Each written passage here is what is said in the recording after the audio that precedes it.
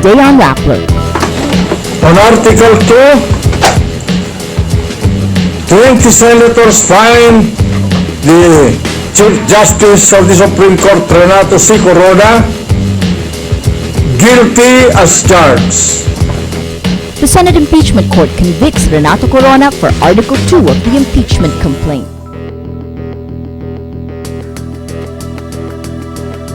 Impeachment is a political process, not a political assassination. In view of the ambiguous situation created by the concurrent application of the 1987 Constitution, an omission in good faith in the end carries a light penalty, thus it is not impeachable. Only 3 senators vote to acquit Corona.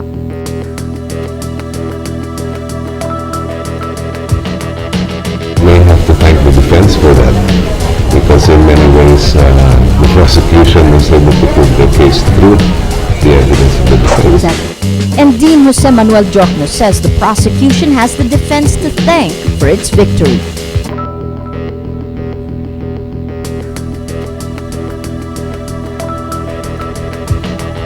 Hello, I'm Maria Ressa. Welcome to Rappler, your social news network. It's a historic Tuesday as the impeachment trial of Chief Justice Renato Corona comes to an end after 44 days with a vote and a decision. Only 3 Senator judges vote to acquit Chief Justice Corona: Joker Arroyo, Miriam Defensor-Santiago, and Bongbong Marcos.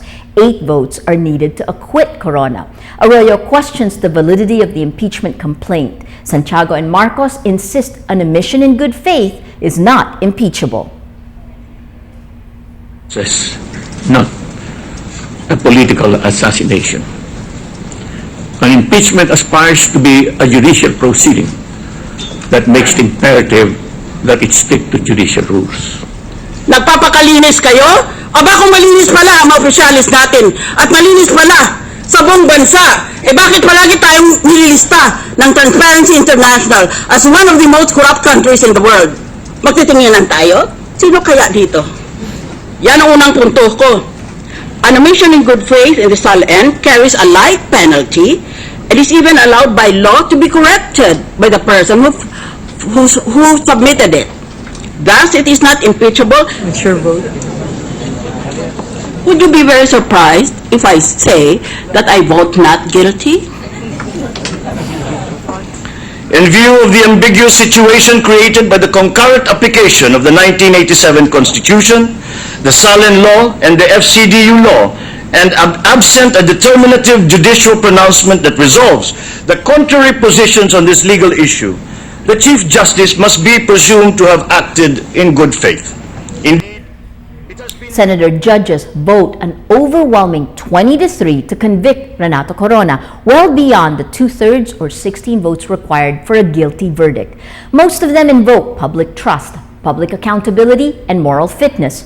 Some senators say they don't buy Corona's story. He doesn't understand the accounting behind his accounts, pointing out he was a manager in the tax division of a prominent accounting firm. But a majority of the senators invoke the principle of equal justice for all and refer to a Supreme Court decision in Rabe versus Flores where a court stenographer was dismissed for not declaring her market stall. Pera, kapangyarihan, away pamilya, ito po ang ugat ng istoryang ito. Paano po kapag may kaso ang 1.3 million civil servants, ilan man sa kanila, isa, dalawa o marami, sa Korte Suprema? Will the Chief Justice have the moral ascendancy now to convict that public official? Hindi. The Code of Conduct and Ethical Standards for Public Officials and Employees, which, among others, requires the submission of a statement of assets and liabilities and provides the details thereof. It requires stating all kinds of assets, including cash on hand and in banks. There are no exceptions. To allow the contrary view would be setting a deadly precedent. Where our Constitution and our laws require disclosure, he chose the path of concealment. He has lost his moral fitness to serve the people. He has betrayed the public trust. He cannot be Chief Justice a minute longer. Kung ayaw ninyong ideklara, edi huwag kayong tumakbo para o tumanggap ng anumang pwesto sa gobyerno. Kahapon isinumite ko sa Senado ang isang waiver pabor sa ombudsman upang buksan kung kinakailangan ang anumang deposito ko, dollar man o anumang uri ng currency, kaugnay at kalakip ng aking salin. I believe that the framers of the Foreign Currency Deposit Act did not intend to create the opportunity for public officials to conceal their assets or stash away foreign currencies under this law. How can one man use the very same Constitution which mandates full public disclosure to justify concealment of millions of dollars in his personal bank account? This is constitutional perversion in its ultimate form. I have been looking for a reason to acquit. Is that based on the doubt cast on his capability to dispense justice and to do his duty, he is no longer fit to preside over the highest court in the land. Chief Justice Renato Corona used to work as a senior officer of the Tax and Corporate Counseling Group of the Tax Division of a prominent accounting firm, Sisit, Gores, and Belayo and Company. I find it hard to believe his testimony that he does not understand accounting. Para sa akin lang po ay malinaw na si Chief Justice Corona ay lumabag sa batas. Hindi po ako pwedeng magsalita ng Republic Act dahil hindi maniniwala ang tao sa akin. Hindi po ako nagmamarunong dito.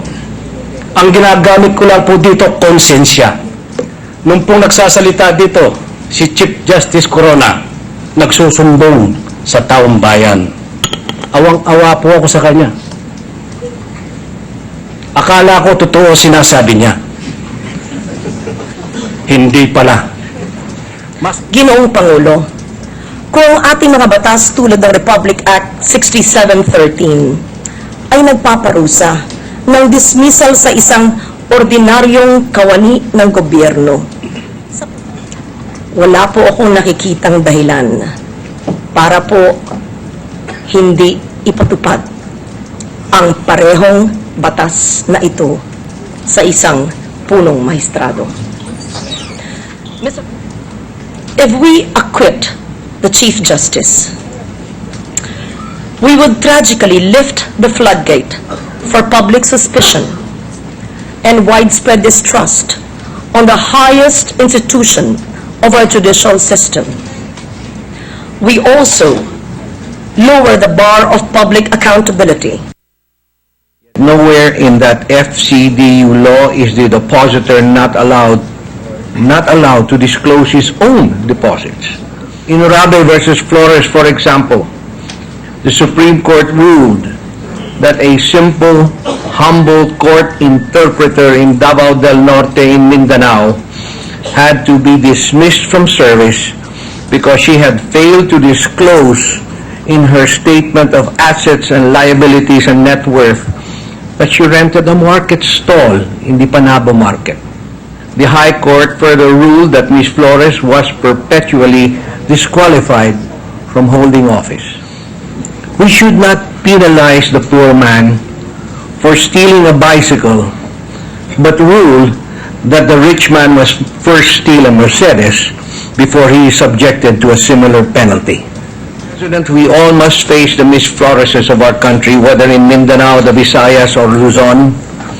We must be able to tell them that justice is, to the best of our ability, being applied equally to the rich and to the poor, to the powerful and to the powerless. Sabi, sa kanyang talumpati sa harap ng Manila Overseas Press Club noong June 24, 2010, kung ano ang nararapat sa mga huwes na hindi tapat sa tungkulin. Sabi po ni Chief Justice, and I quote, "I believe that a member of the judiciary who is found guilty of dishonesty, should not only be dismissed from the service, he should also be disbarred. No ifs or buts. Siya na po ang nagsabi na kapag ang isang huwes ay nagsisinungaling, hindi lang ito dapat subakin sa pwesto, dapat pa ho ito madisbar. Ang patakarang pinapatupad para sa pangkaraniwang empleyado ng gobyerno ay dapat ding ipatupad sa punong maestrado, sapagkat tayong lahat ay pantay-pantay sa ilalim ng batas. Ang batas para kay Juan ay batas din para kay Renato. So this boils down to the degree of the unintentional miscalculation, and logic dictates that we accept the slight inaccuracies. In the case of the Chief Justice of Sal N, the undeclared assets are so huge, 50 times more than what he declared in cash. Mr. Corona knows this because in cases brought to the Supreme Court, he had punished his fellow government workers for failing to disclose far lesser amounts. In the end, I arrived with the conclusion that through his own direct admission, the Chief Justice failed to properly disclose all of his assets in his Sal N. Ang tunay na hukom sa paglilitis na ito ay ang taong bayan. Nadinig nila ang dalawang panig. Tulad namin, hindi lahat sila abogado. Ngunit ang kapangyarihan ng demokrasya ay nasa kanilang mga kamay. In my conscience, Mr. President, I have heard their decision. And for them, I vote guilty. From now on, no one is untouchable. Naniniwala ako, mabuting tao si CJ Corona. Subalit, dito po sa issue ng FCDU account, nagkamali po siya rito. Naniniwala po ako na dapat pantay-pantay ang implementasyon ng batas na ito. Mayaman man o mahirap. Presiding Officer Juan Ponce Enriles says the Senate faced difficult challenges to its collective wisdom, noting it was a delicate balancing act of the Constitution, the country's law, and the Senate's own rules. For the first time, the country hears the Senate President articulate his view of the Chief Justice. With all due respect, I believe that the respondent Chief Justice's reliance on the absolute confidentiality accorded to foreign currency deposits under Section 8 of Republic Act Number 6426 is grossly misplaced. All that it requires is a declaration under oath of the total amount of funds deposited in any bank account or accounts maintained by the public official or employee concerned.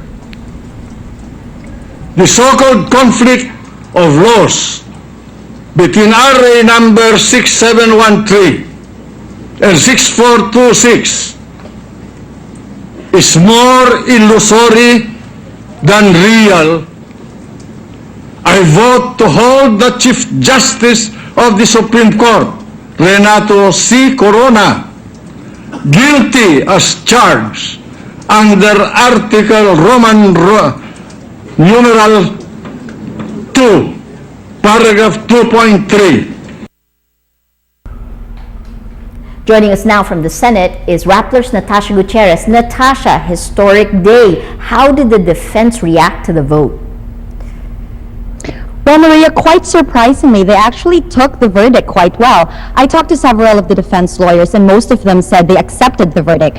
I did also speak to lead counsel Serafin Cuevas, and he actually expressed surprise on how overwhelming the vote was to convict the Chief Justice. He said that although he somewhat came in knowing there was a possibility that they would lose the case, he said he didn't expect the votes to be so, the gap to be so huge. He said he didn't expect a 20-3 vote, and he said that at first he actually thought the voting was pretty even. Because if you recall, Maria, in the beginning, I think it was about 3-2, and then there was just, a stretch wherein all the senator judges started voting one by one to convict the Chief Justice. So I think this caught them by surprise, but for the most part, most of them acted very professionally, although the one defense counsel that I did talk to expressed some reservation was defense counsel Judd Roy. He said that he was quite surprised that the Chief Justice was convicted, even if the senator judges themselves had admitted that the evidence was quite weak. Maria. What will they do next, Natasha?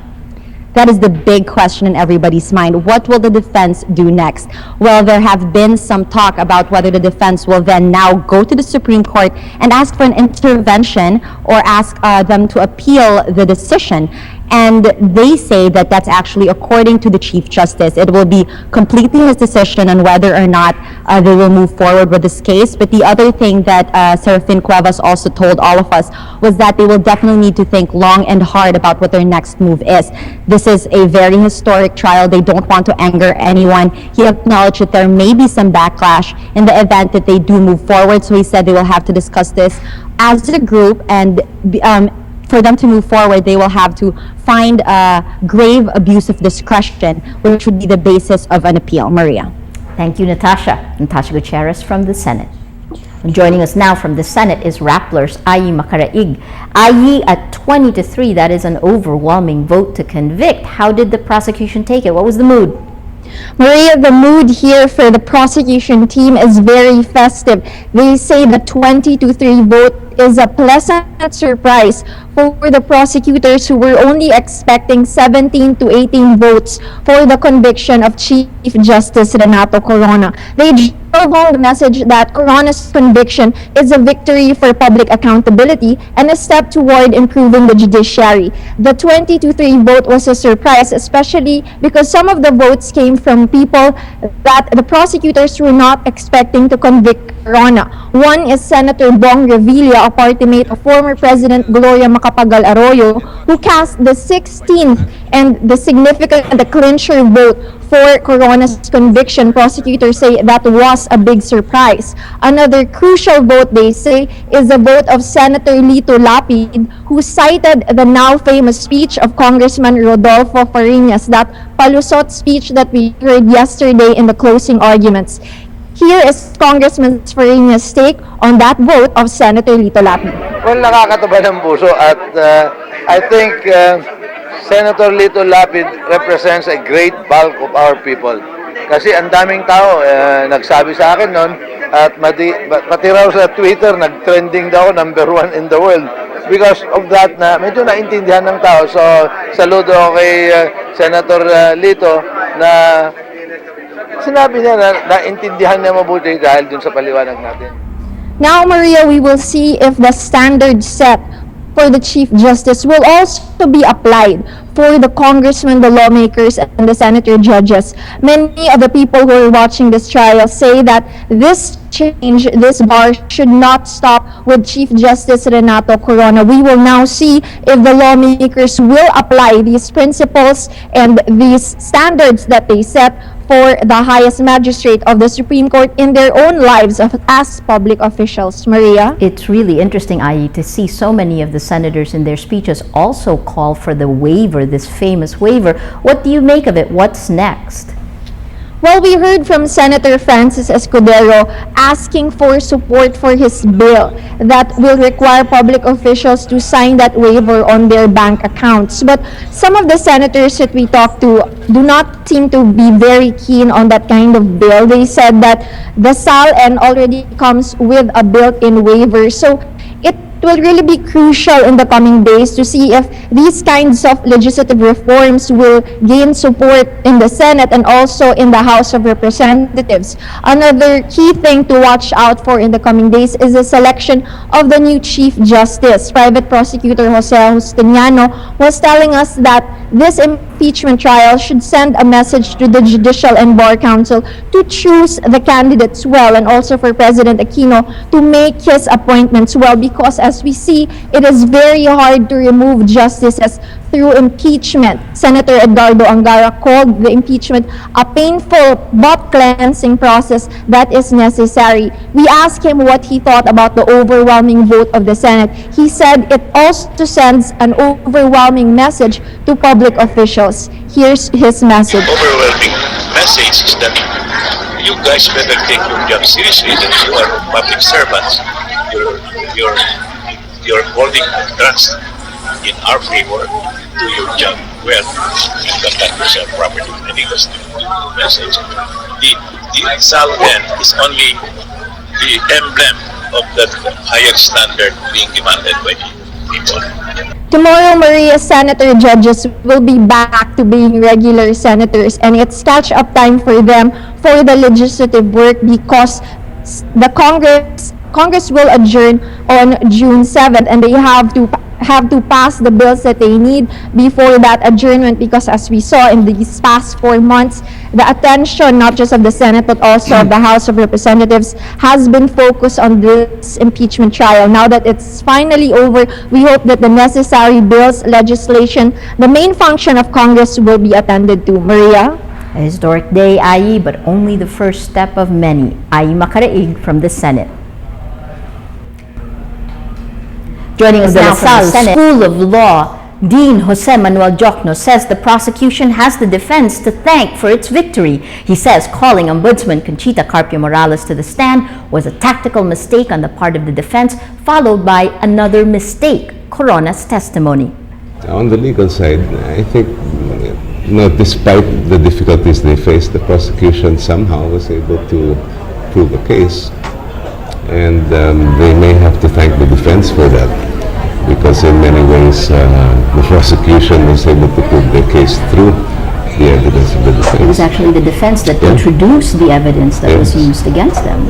How could the defense make such a large blunder? And of course it's easy to make these post-mortems, but there were probably a number of tactical mistakes made by the defense. One of them, and probably the most crucial, was in calling the Ombudsman Morales to testify. Yes.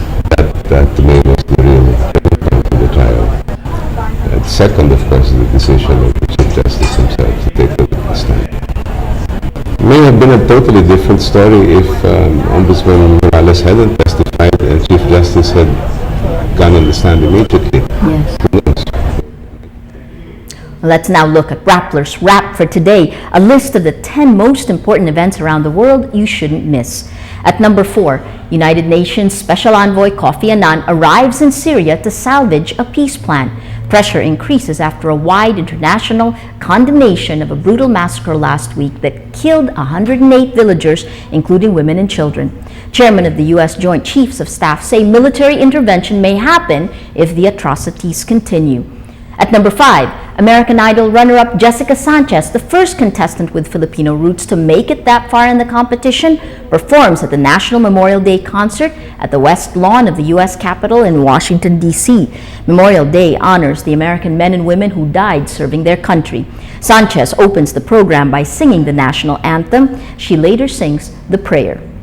At number 6, European stocks rise as the euro recovers slightly after Greek politics start showing, quote, support for pro-bailout parties. While analysts say there may be a greater emphasis on good news leading up to Greece's second election in 6 weeks on June 17th, there is still more trouble in Europe after Spain's debt yields hit a record high.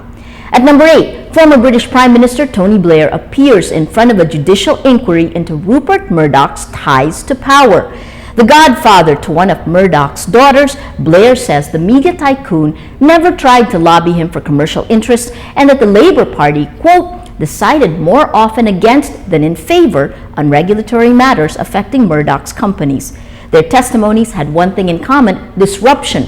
Like the pie-throwing incident during Murdoch's testimony, an anti-war protester interrupted Blair's testimony and accused him of being a war criminal. Blair denies the charges. And at number 10, pop superstar Justin Bieber allegedly hits a photographer who tried to take a picture of Bieber and girlfriend Selena Gomez in a mall in California. A spokesperson for Bieber did not immediately respond to media inquiries. The photographer complained of pain and was taken to the hospital. For the full top 10, visit Rappler.com's The Wrap. Well, that's Rappler's Newscast for today, a historic Tuesday, May 29th, 2012. Visit Rappler.com and watch our newscast Monday to Friday. Tell us how you feel on our mood meter.